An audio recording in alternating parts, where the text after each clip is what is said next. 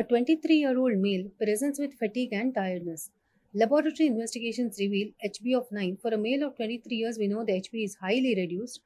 MCV is 110. Normal MCV cutoff is usually 70 to 80. So what has happened to the MCV? The cells are probably large here. Okay, so the cells are large and he's a 28-year-old male. There's a reduction in hemoglobin. Peripheral smear shows macrocytic RBC. So these are your, if this is a peripheral smear, the RBCs are larger. So the peripheral is smear showing macrocytic RBCs and hypersegmented neutrophils. So what do you mean by hypersegmented neutrophil? Normally, if this is a neutrophil will have 3 lobes. But in a hypersegmented neutrophil, the neutrophil has minimum 5 to 6 lobes. Okay, so this is a meaning of a hypersegmented neutrophil.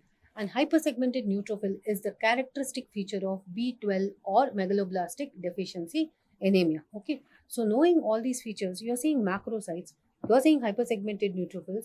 What type of deficiency it is? Probably B12 or folic acid deficiency.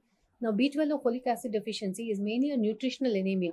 So, when a person is not taking or the B12 or folic acid is not getting absorbed, they get such type of deficiency. One of the commonest food habits is nothing but alcoholism.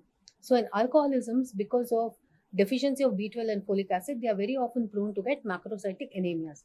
So let's see what are the options. Lead poisoning.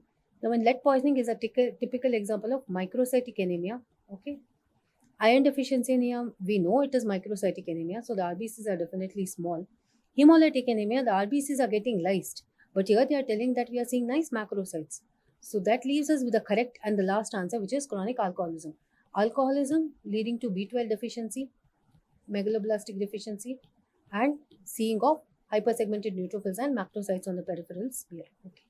So that's the right answer. This is exactly the picture of how the macrocytic RBCs are looking like. These are your macrocytes. These are your macrocytes. This is a neutrophil. See the number of lobes. 1, 2, 3, 4, 5, 6. Okay.